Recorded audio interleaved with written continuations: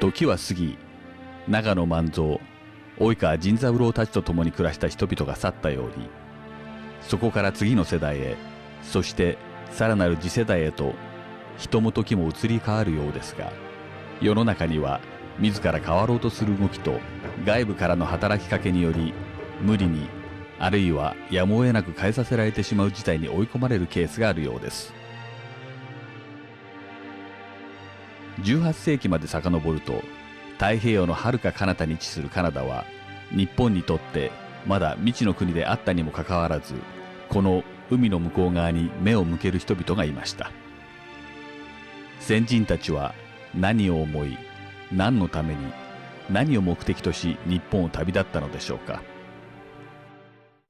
My father came to Canada when he was 16 in 1907, and my mother brought me to Canada when I was 9 months old, and she joined her husband there in Vancouver. My grandfather came in the year 1900, and he had a poultry farm on Main Island, which is one of the Gulf Islands. And he sponsored, like he was my maternal grandfather. Well, he sponsored my father. So he came, my father came when he was 18.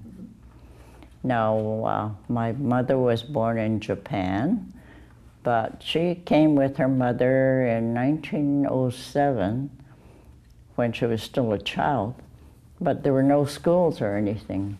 So she was sent back to Japan, and but my grandparents remained on Main Island. He came to Canada in 1905, and he started working in the lumber industry as a logger. Togo Thomas Takamatsu immigrated from Japan to Vancouver in the 20th century, and he showed up in the Carcross. And at the time, the steamships were still running, the paddle wheelers. He saw one downtown in Whitehorse, and he was working as a cook on it at the time, going up and down the Yukon River. Then he married Jessie Jim, who was my great-grandmother, is a Tagish, Carcross Tagish woman, a Tlingit Tagish woman. And he was working in the residential schools, Cuddy Wood, doing day laboring, also working for the railway, the White Pass Railway. My grandmother and father came from Kumoto back in 1895. And it's a little nice story I'm going to tell you, whether it's true or false, but I believe it's very true, that my grandmother was a picture bride for her husband to be in Vancouver, in British Columbia, of course. And my grandfather, he was a young, enthusiastic, outgoing person who was looking for adventure, and he came on the same boat. Now, my grandmother didn't want to marry this man. I guess they saw the picture. So she made a run for this young fella, 5 years younger. And by then, when the boat landed in Vancouver, she caught him and they went the other way. And then they wrote a letter back to their father to say that, she's going to get married to someone else. So they sent their sister to marry this gentleman. And to this day, we still know each other as relatives and, living peacefully and happy. My father came from Japan originally when he was quite young, in his early 20s, and he was in Vancouver working there until the war, and then he was sent into the road camps in the interior. My mom was born in Vancouver, but as a small baby was sent to Japan and was raised there and came back in her early teens. She and my father were married here in Winnipeg, and all of us, I come from a large family, there are 9 of us, we were all born here in Winnipeg and grew up here. My grandparents came from Fukuoka in Japan. They came very early, about 1901 or 1902. Both my grandmother and grandfather came to Canada. This is on my mother's side. They went up to Prince Rupert And he was sort of a labor contractor. And so he would recruit people to work either in the canneries or on the fishing boats. And so we lived in they lived in Port Essington, which is no longer there, the port, but that's where the cannery was located, and there was quite a large Japanese-Canadian family, or a number of them, that lived there, working on this. In 1917, my grandfather felt that because he had 2 kids at the time, and they were just about ready to enter school, he decided that they would move into Haney, which is a rural area, and he bought property and started his own berry farm. So it goes back around 1917, 1918. And that's where they were till the time of the war.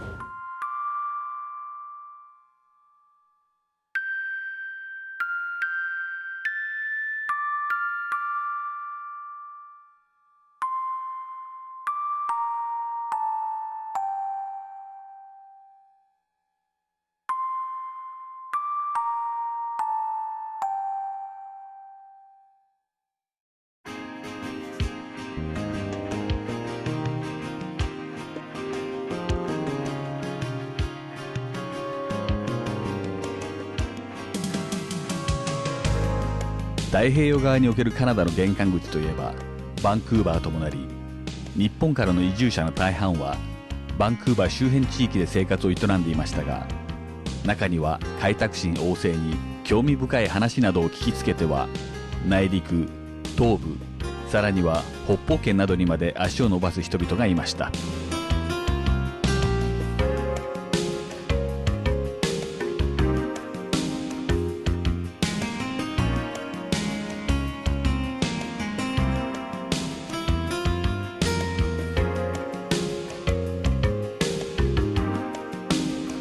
ユーコン、こんな北国にも日本人の足跡ありました。現地の資料館を訪ね、北方圏での日系コミュニティの起源を探ってみました。Masa Sakata. Our information indicates he came up with his parents when he was about 7 years old.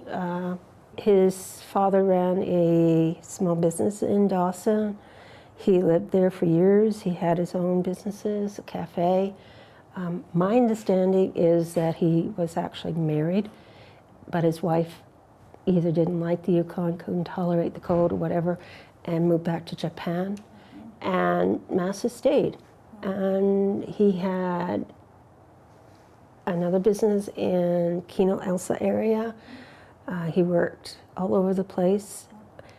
He may have come back to Japan during the war instead of being reporting into the police. He opted to go back to Japan, and my understanding is stayed with his family, then came back after the war. He kept his businesses going, and eventually retired to Whitehorse. He also was one of the few Asian members of the Yukon Order of Pioneers. The population in the Klondike time period, 1901, there were about 80, 82 Japanese, and maybe 5 Chinese in the territory. And then it gradually dwindled. The population went down basically all over. And then about 1930, 40, there were a few families that were here. They were very stable. They raised the children here. And then it went down again in the 50s and then began to climb in the 60s. Gerald Water was an entrepreneur. He did a little bit of everything. He started a gold rush to Alaska. He came over the border and told everybody in Dawson that time period that was loads of gold in this particular community, and everybody left. Half the town disappeared. He's done that one already gold. And he moved between Alaska, Yukon, and Northwest Terry Mackenzie Delta area for years. He was a marathon runner. He had dog teams. He would make huge trips. He actually was born and raised in Japan, and then He either was shanghaied or he hid on a boat, and when he was found, he was in the middle of the Pacific Ocean, so the captain helped him out and gave him a cabin boy position and did some basic English with him, and he ended up in Alaska. And he just stayed and moved around. I've been told lately he knew, and he was trying always to get funding for his mining and claims and his businesses, so he'd be talking to a lot of people and trying to fundraise in the States and get people interested in what he was doing up here. 資料館の記録にて1920年代にユーコンで暮らす日本人が20人いたことが確認できました。その末裔を探すべくホワイトホースの日系コミュニティ JCAY にコンタクトを取ったところ、日本人の曽祖父を持つファーストネーションジャスティン・ファービーを紹介されたので、彼を訪ねてみることにしました。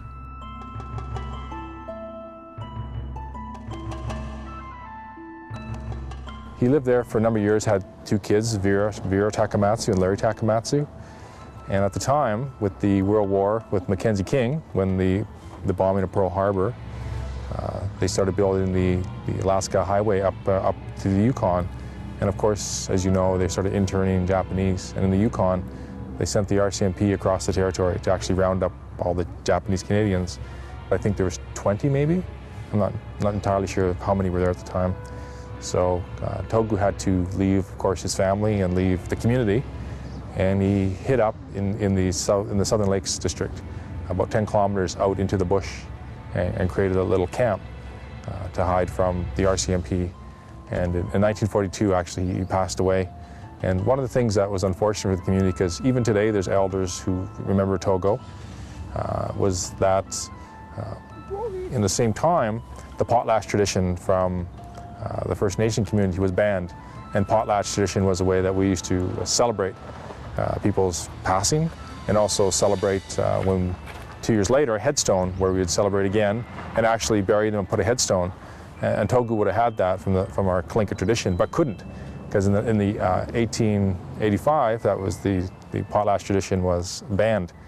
So when Togu did pass away, the community could not mourn for an elder, which they would have done. And so, yeah.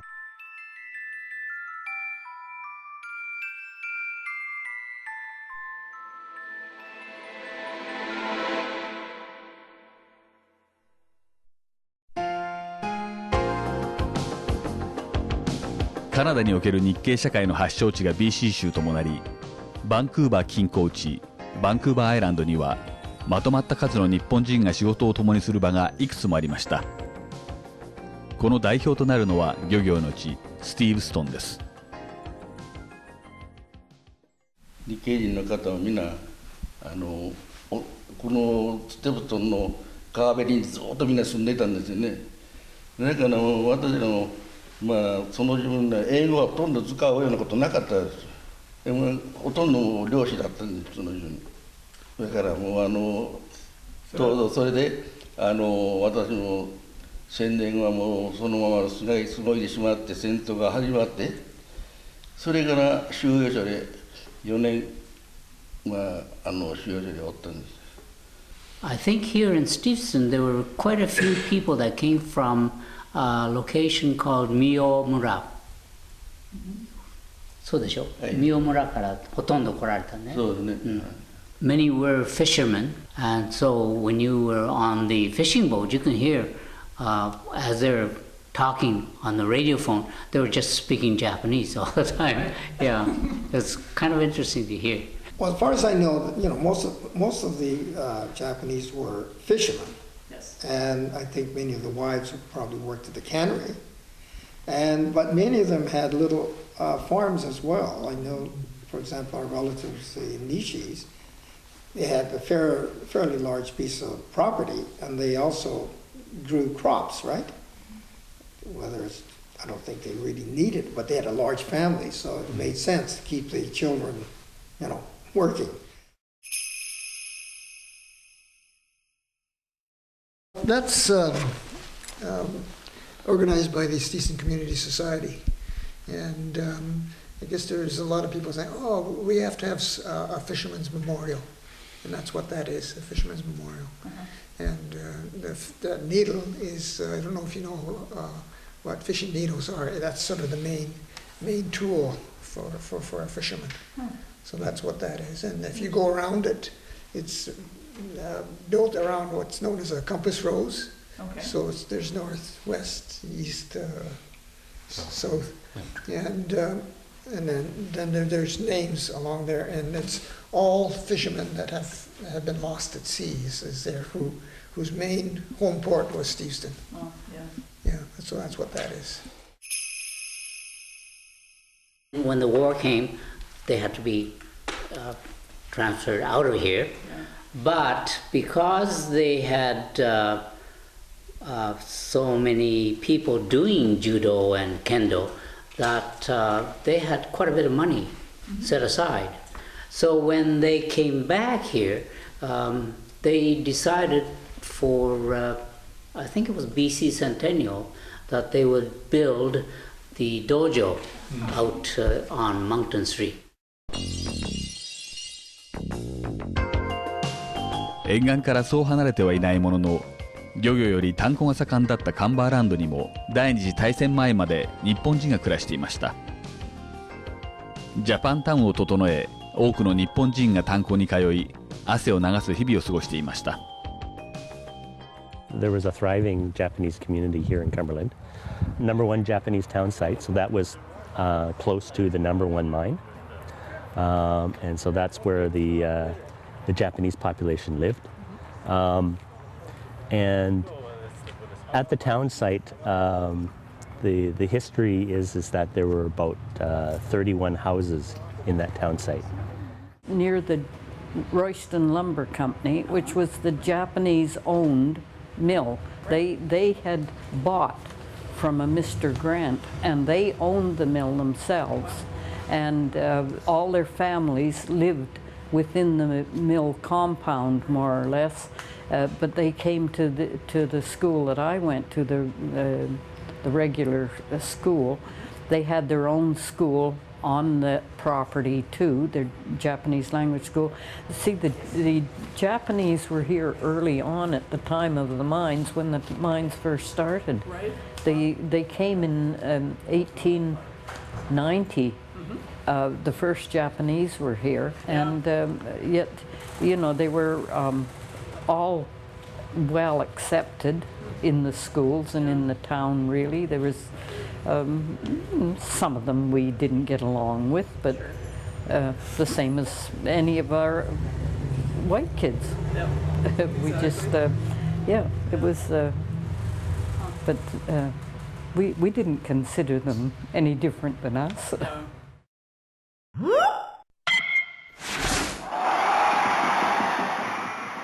ジャパンタウンほか、日本人が一ところにまとまり生活する光景は方々で見られましたが、カナダで暮らしているがため、これといった日本情緒を満喫する機会を得ることは難しかったわけですが、そんな人々の心を躍らせる唯一の娯楽というのがありました。野球観戦です。日本人チーム朝日はカナダに住む日本人にとってヒーローでした。白人チームを相手に体の小さな各日本人選手が善戦する姿は、小規模な日本人コミュニティに大きな活力を与えてくれました。Wherever they played, the stadiums were full. Like at first, the Caucasian people came out of curiosity. They heard about these Japanese players. But then they saw how they played. They're small in stature, yet they beat these great big firemen, you know, longshoremen. And so they were won over. So everyone was cheering for the Asahis. So 1926, they had a great coach and manager. They won their first championship. And after that, you know, and then they would play internationally with the Americans. And 5 years in a row, they won the championship. And everything was great up until 41. 41, they were dispersed like the rest of us. But there happened to be maybe 2 or 3 players in every camp. And now the youngsters had nothing to do, so they would gather them and build a playing field and start them playing baseball. And of course, at that time, the Mounties had charge of all the Japanese people. Well, they got along very well. In fact, one Mountie, he still keeps in touch with. But so they arranged things. Well, we couldn't go anywhere outside of our camp at that time, but the Mounties would arrange it so they could go to different camps and play against each other, you know. So really, the Asahi baseball team were our ambassadors, you know, and goodwill team. It happened even when they came out east. People didn't want to, you know, have anything to do with Japanese. But when they saw them playing ball, now the Asahi players were too old to have their own team, but they would train the youngsters. Because most of them went to a Japanese language school, though they were older than us, like we had you know, alumni. So we knew each other. So I knew quite a few of the players. So back then, women didn't go to do these things, you know, but I asked them, it's a shame nobody writes about them. And I asked the boys, do you think you'd mind if I wrote? And they said, sure, go ahead, we'll help you. That's how the book started.